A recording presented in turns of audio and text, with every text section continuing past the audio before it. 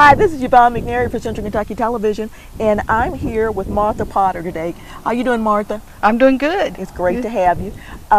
We know we've gone through our historical times with different textile shows. We have textiles and sewing basics. We have textile month. We have knitting and crocheting. We have all types of garment making and quilting and tailoring. But it all starts out with a single stitch and a little needle, doesn't it? That's right. And I remember, Martha, when our parents made our clothes.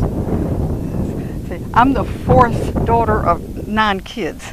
And there was first 8 were girls. So, and we were farmers, so my mother made everything we had.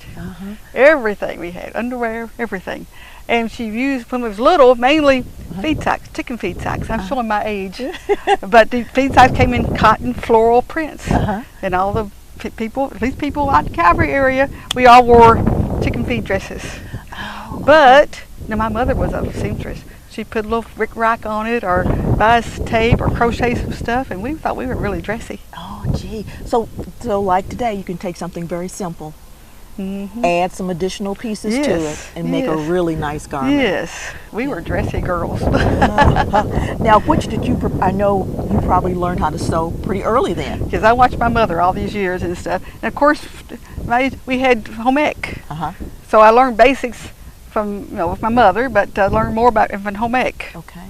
Now, I know today, I'm going to jump forward a little bit here because there was a time when only girls took home ec and only girls were into sewing. But we have so many male designers now, clothing designers, textile designers, that it's open for everybody. That's right. Anybody who has the talent to do it can get out there and do it today and hopefully make a living at it.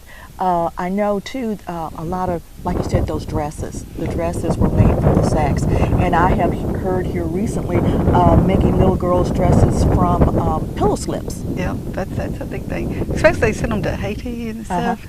Yeah, I've heard of that a lot. Yeah, so you can make something out of just about anything. I know we have here some quilts. And with quilts, I know you need the needle and thread and the thimble, which is very basic. Very basic. Very basic sewing. And it's very important that our young people know how to sew.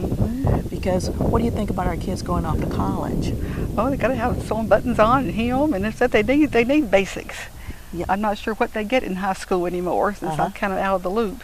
But the basics is really good. Like you've seen people walking around in their jeans and the jeans on the ground, because, or they're walking on the hem of the jeans. Well, that's style too at one time. Yeah, because, well, nobody knows how to hem anymore. It's like a dying art. So we're going to talk about that today, the dying art. We're going to bring it back single-handedly. Okay, that's right. We're going to bring that dying art back, the art of sewing and hemming and hand stitches. And you got some hand stitches here you're going to show us today. I don't make any clothes anymore. And when my daughter was ready, but she was a blue jean t-shirt type, so I quit making clothes. I made them for me when it was double knit was very popular. I made a lot of double knit outfits, but now I don't do any sewing for clothes. I quilt, and something like this, you just kind of, it's like a puzzle. You see a pattern that you like, and you just figure out how did they get that little piece right in the middle of all this stuff. So, but once you get the pattern and you know the steps, it's all just so easy. Well, I know too. First of all, you also need scissors to cut out your pieces. Well, these days, most quilters have the rotary cutter, that kind of stuff. But you still have We've come a long way, haven't we? You still have to have the scissors and the needle and the thread and the thimble. But and you put it all together, and you've got your quilt. Now, this one, what would this one be used for? It's I use it every 4th of July to put on my table, and I put a bowl of flowers on the top of it. It's just a little thing. Very decorative. Decorative thing here. And these are my 4th of July placemats. Okay. I get out every year. Now, these are quilted mats here. Now, what type of skill does someone, now we talked about our basic skills, what level of skill do you need in order to be able to do something like this something like this? It's very simple. I don't use a sewing machine on these. There are some things, like my mother did this. This is all by hand. No, she had more time. She collected dolls, and she had a lot of doll beds. So she put all this by hand. So it's just, not everybody wanted to do this, but it was wonderful for her to have something to do. And whenever I sit and watch TV, I hate just sit there. I always have something. Something in your hands. Something small with a needle and thread and scissors right there. Okay. Now, at one time, they used to think of this as crafts, but now it's more like art, isn't it? Well, it is art. It is art. Yes. When you think of all the little pieces that are in here and the skill that it took to get those pieces a uniform size to get in here, it makes it a and real she art. did all by scissors and needle. No, she didn't have them. Yeah. Now, I know that you're also a member of the Homemakers, and with that, you guys do a lot of quilting and sewing. Yes. Okay. We're kind of not as active as we were, but yeah, they still have a lot of activities and stuff and classes and whatever. The 4-H class is very, very busy at Extension office. They have a bunch of kids in 4-H learning the basics and whatever. Okay. So that would be if somebody out there was interested in learning how to do some of these things, well, just your basic skills in with needle and thread, like we said, hemming and basic sewing, replacing buttons and things like that. That would be the way to go. Extension office would be a wonderful place to learn this stuff and whatever. They'd be a great resource. Yes. Okay, and let's look at this guy here. Now, this guy's a little different. He's not quilted. No, it's just as a craft. So I've made a bunch of bears the last few years. A lot of people call and say they've lost a loved one. They like to make a bear out of their shirts or whatever. So I've made a bunch of those. So that's just something that this was out of some of the clothing we had when we were younger. And I just set it on the shelf, and he just kind of reminds me of some old times. He's a nice, quiet material here. Nice fabric here. Now tell me something about some of the fabrics that you use. How do you determine which fabric you're going to use for what? If you're going to do a quilt that you want to last a long time, 100% cotton. Okay. You want the 100% cotton. It doesn't ravel and it lasts and whatever. Well, what if you just wanted to do a placemat or something like that, really cute, quick? You can't go wrong with 100% cotton. 100% cotton, can't go wrong. Huh? Okay, now what are some of the other occasions that people want quilts and different handmade sewed items? Well, I'm a member of the Calvary Church, and we have a turkey supper every year, and we raffle off a quilt. So every Monday, a group of women out there get together, and we quilt, or we put a quilt together, or do other crafts. So besides sewing, it's just a good way to get together and visit and whatever else. So we all look forward to it every Monday. Okay. And stuff. So we're started a new quilt last week, so we'll be on that for several weeks. Well, I know too that people sometimes want quilts for new babies. Yes. For babies that are coming into the world, and the anniversary quilts, right? wedding quilts, all kinds of sewing items. We've seen all those. Yes, A indeed. bunch of ladies do all of that.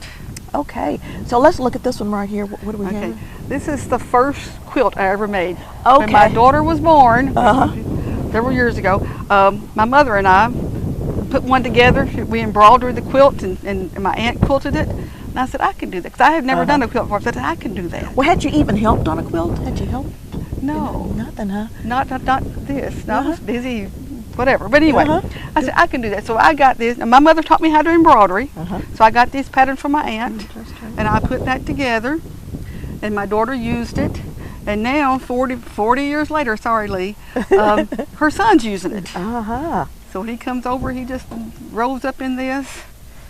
Gee, that's so cute. Now, and your skill level at this time, you'd made garments, but you had never made a quilt. No. Is that right? But now that's what I do. But like I said, we went to Paducah Quilt Show for the first time this year, and I am very amateur. There's some art there. Yeah, I've seen some very artistic quilts. Oh yes, this is very amateur, but that's my level. That's what I want to stay at.